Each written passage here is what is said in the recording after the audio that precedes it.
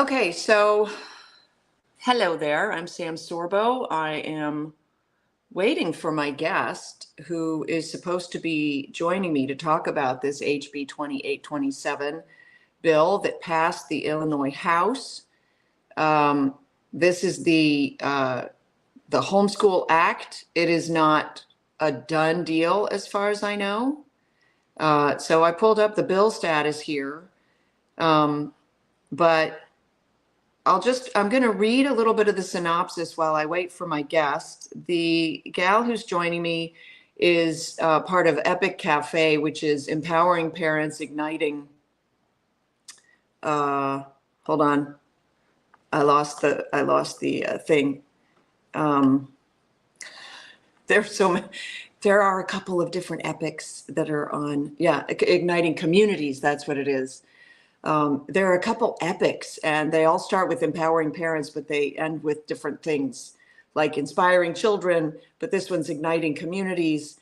They are part of a parental rights push, and there is the parentalrights.org, which I want to refer you to because this is a push towards basically abolishing parental rights, and I'm not using hyperbole. I don't think that any infringement on the rights of the parent should be taken lightly, especially in light of this tremendous push that we're seeing in our culture toward child abuse and the sexualization of minor children.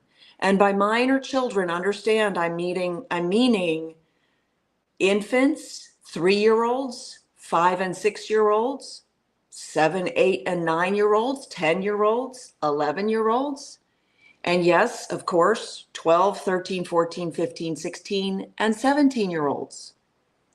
And I really want people to understand that any infringement on parental rights will end with, I don't care how they couch it. I don't care what they say about it. Their altruistic intentions. It will end with child abuse and sex trafficking. And my proof is that that's what basically everything that we're seeing in the schools today. So the schools, we had no idea. And by the way, I don't blame teachers. I don't blame whatever, but this is what we're seeing in the schools today. We are seeing the rampant abuse of children, the grooming of children, the sexual provocation of children, and there's no end. There is no end to this in sight. So I'm not sure where my guest is. I'm told, yes, she does know that she's supposed to be on live with me. I will give you her name. So if anybody knows her, Latasha Fields is supposed to be joining me. If anybody knows her, please reach out to her and tell her, because I can't do it right now because I'm like super online live. So let's talk about the parentalrights.org, which is protecting children by empowering parents. This website talks about protecting children. The Homeschool Act, you will see, talks about empowering children. And that's where the danger sort of comes in.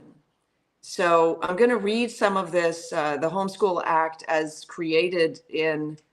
they're trying to create in Illinois, in the state of Illinois, which has a robust homeschool community, by the way.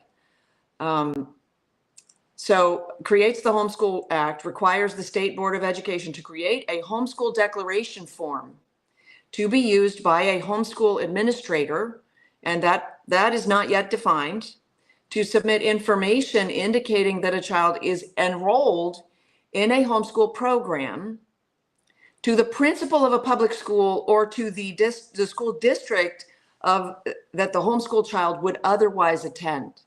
So obviously they picture that their authority doesn't supersede necessarily, but umbrellas over the parent's authority. Okay, so already that is an infringement. You must report to us because we know better what is in the best interest of your child. That's what that means. And all evidence to the contrary. I don't know. I seem to be using that phrase like all the time now. Like all of these things that are being discovered in our political realm today and our cultural realm, frankly. And I keep using this, well, all evidence to the contrary. Okay. So first of all, it would require parents to submit to the authorities, whoever may be chosen by the governing body, by the government. And the government has done, forgive the language, a piss poor job of educating, full stop, done. So it has shown itself to be absolutely inept to accomplish the stated goal of making the population educated. Absolutely inept. Absolutely inept. I can't say it enough. We are 40th among 40 nations. We are 40th. Our government is entirely inadequate to the task of educating its citizens. And I mean, just the idea that we're even discussing this is so absurd. I mean, it is absurd. It's like sublime, right? From the absurd to the sublime. It's like, so these people who have totally screwed it up so that they are graduating children who cannot read, graduating, giving them a degree. There's a girl in Hartford, Connecticut, who is suing the school district and her school for graduating her completely unable to read. And she got accepted into college. So she's in college now, taking like remedial reading classes to try to learn how to read because they just kept passing her and passing her and passing her into the next grade. Okay, second sentence.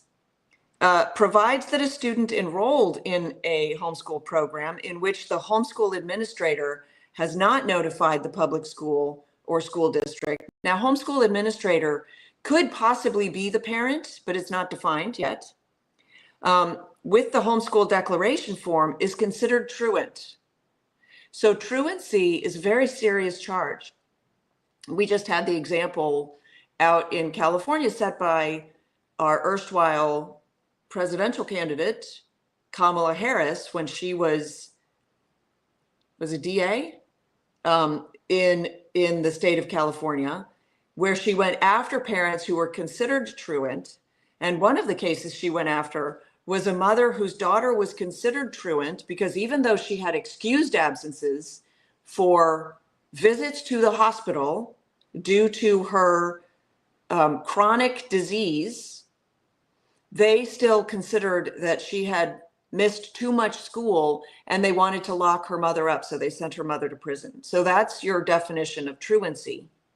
It's a nebulous definition. If the authorities decide, oh, that's truancy, your days are numbered. Like your luck has run out. Your cards are up. Okay. Let's see. Enrolled in a homeschool program in which the homeschool administrator has not notified the public school. By the way, this lady had notified all the public school authorities that she was supposed to notify and given them the receipts of this was the time that my daughter spent in the hospital with sickle cell anemia. So it's considered truant with penalties applying. So not only could you go to jail, but they could also fine you. I'm just saying, provides that if a child in a homeschool program seeks to enroll part-time in a public school or participate in any public school activities taking place on or off school grounds, the homeschool administrator must submit proof that the child has received all required immunizations and health examinations or a signed certificate of religious exemption. Now, here's the thing. The signed certificate of religious exemption means that the religious exemption must be approved. You don't just get a religious exemption, you apply for one, and it must be approved. So I hope you can see the trend in this document to exert authority over parents to make homeschooling so onerous, so tedious, so dangerous as to what's the word I'm looking for? Discredit it? No. To deter parents from pursuing home education. Sets forth requirements for homeschool administrators and programs and reporting requirements. So you will have to report that you're being successful at homeschooling your child by their metrics, which they actually fail. These are the people that are trying to tell you how to do this. They fail their own metrics, but this actually passed, at least out of committee, makes conforming and other changes in the Freedom of Information Act, the School Code, and the Illinois School Student Records Act, including requiring, rather than allowing, non-public schools to register with the State Board of Education.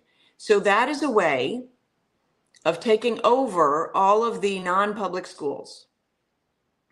So you guys who know me, maybe, understand that I've been going on about the fact that this is a play to destroy homeschooling. The funding that we are seeing, that so many conservatives are like, yay, funding, and we're taking the money away from the public schools. No, you are not. What you are doing is you are making every private school that takes the money a public school, a government school, because once it is funded by the government, how can you claim that it's not a government school? You cannot. You cannot. Okay, wow, I got a couple of negative comments on here. Well, you know what? You have a right to your opinion. I don't really care. I know what the truth is, and that's what I talk about on here. So this whole thing is an effort to have the government take over all the schools plus all the homeschools. And all I want to point out to you is the government got involved in colleges. Our colleges are for crap now, most of them. I mean, even Harvard has gone by the wayside, really. When you consider that the president of Harvard was convicted in the court of public opinion, in any case, of plagiarism. So plagiarism is you do not have your own ideas. That's what plagiarism is. So she is not a thinker, and yet she ascended to the highest level at that university, that austere university, that esteemed university. Our universities, I'm not going to, not all of them. There are still a few out there. And by the way, there's some great university professors. But honestly, the universities sold themselves down the river by accepting all the government money and just churning. Basically, it's like churning accounts. So issuing degrees that were worthless for lots of money to students who couldn't possibly hope to earn enough to repay the money that the government lent them. And now what we are embarking on doing, and I know a lot of conservatives that are very much on board with this, we are embarking on governmentalizing all of our lower level education institutions, all of them. Because the reason I say that is because the people who would refuse to get accreditation from the government because they don't want to be accredited from the government, because they don't want to jump through the hoops that the government requires to get the money from the government, those entities will more than likely be put out of business, or basically will be prevented from growing, because most of the money that is available in the marketplace will go towards the things that can be subsidized by government money. And this puts private institutions in a pickle, in a bind. Okay, I'm going to read a little bit more of this because it is not done. Replaces everything after the enacting clause with the provisions of the introduced bill and makes the following changes in the Homeschool Act. So they had introduced a bill, they are amending it. It requires proof of immunization and a health examination or an exemption only for regularly occurring public school sponsored public school activities. So you have to be fully immunized. I would love them to actually define immunization, because for them, immunization is simply keeping up with the latest, greatest list of shots that your child needs, with absolutely no proof that they perform the services that they claim to perform. I've become such a skeptic of all of this stuff. I'm going to hop over to Instagram and make sure that I'm not missing something. So I'm just going to read. Well, thank you for your support. I love that. The government is completely overreaching. That's not news, but it's a good comment, but it's not like, no duh, like, right? My cousin who lives in Chicago homeschools her elementary age's daughter with special needs. Now is she facing this challenge? It's so unfair. And it is. The government has no idea how to adequately educate certainly any children, but certainly children with special needs. Come on. Time for parents to stand for their children, fight lawfully for children. We must give back common sense. The pushback is they don't want children taught historical truth. Amen. That's true. Pray, speak out. Absolutely. I would encourage you all to pray and speak out. And for the people who are in denial about this, man, you have some hard lessons that are coming. I wish you would look at history and understand really what is at stake, and don't be so flippant with what are very serious issues. By the way, for the person who commented about me worrying about my own state, I do. But however, the reason that I'm talking about Illinois is because this will be model legislation for the rest of the country, including my state. Rest assured, this overreach by the government in Illinois is a rubric for the rest of the country, for every other state in the country, because there are statists out there who would love to see this enacted in their own states, and more. And more. Trust me, this is not like, oh, it's just this. This is just the beginning. They have a big play here that they are planning. Definitely want to be able to homeschool my kids in the future. And so for you, please get involved, spread the word. By the way, I would really appreciate it if you would help spread this video, because if we don't talk about this stuff, they're just going to run ramshod over all of us. Okay. Let it not go all the way through. Yes. Texas homeschoolers love. Oh, thank you. That's very sweet. You guys are great. All right. So I'm going to leave it there. I don't want to harp too much, and my guest never showed up, and I'm sad about that, because I was really looking forward to talking to Latasha, but she's probably going through something. So we will wish her the very best. And thank you for tuning in. I do want to tell you that before I check messages on YouTube, oh my goodness, she just hopped on. Did she? There she is. Okay. I'm going to add her in here. Add just hopped on. Did she? There she is. My gosh, Latasha, well, it's lovely to see you. We've been oh my gosh, Latasha, well, it's lovely to see you. Hi. Turn down something, because there's way too much happening in the background.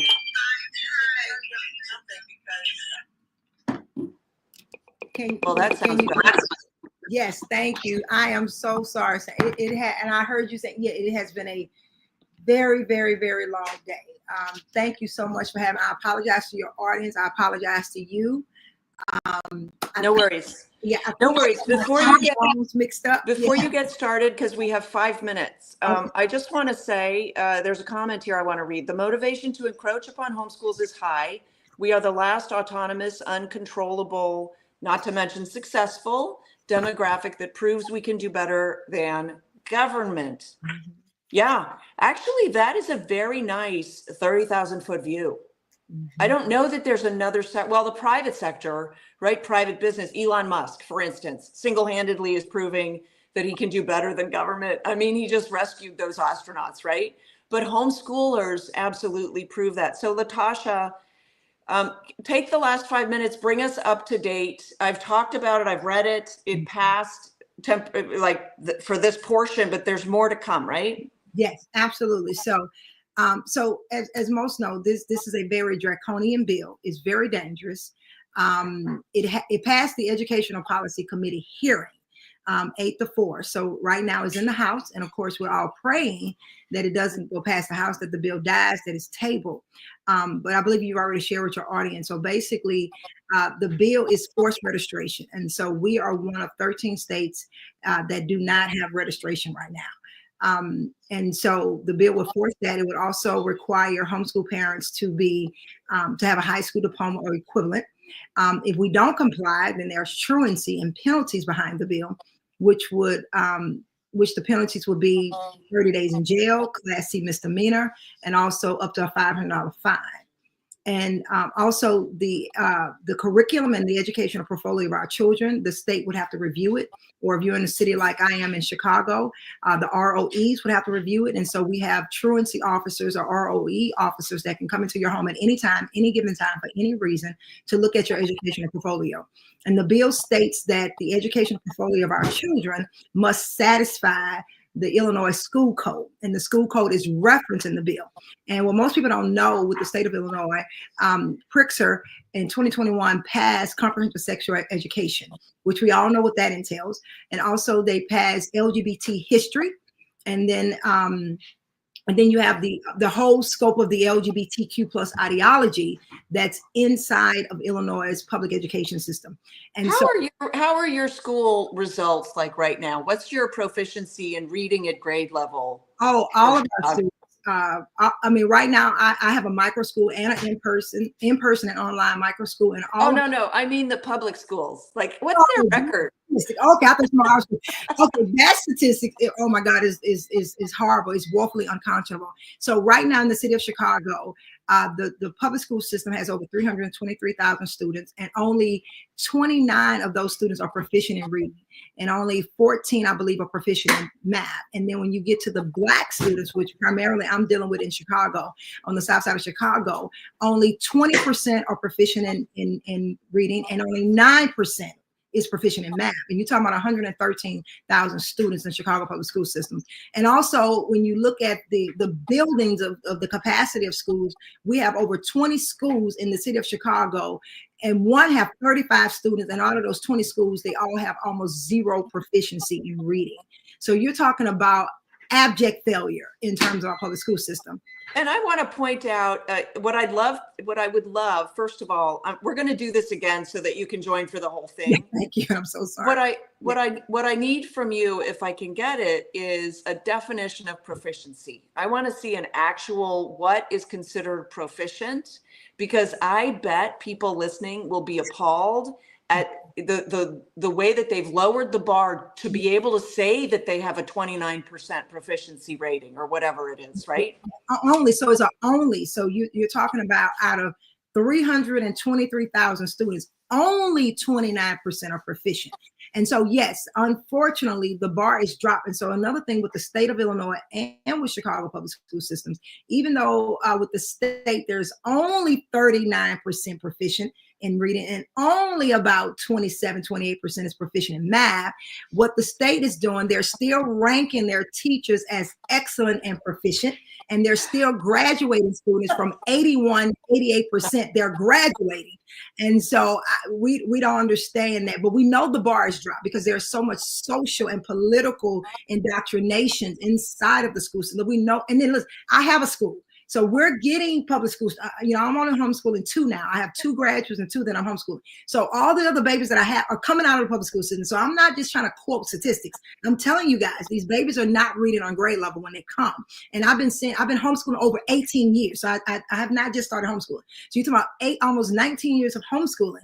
And so I've been seeing these statistics. I've been seeing it in real life and living color, if you will, where these babies are not proficient. And so what is happening is the greatest area that I can see proficiency is you have a lot of our 12, 13, 14-year-old students that are still reading at 3rd and 4th grade levels. And math is really, really, just dismal with these babies. They're not proficient in math.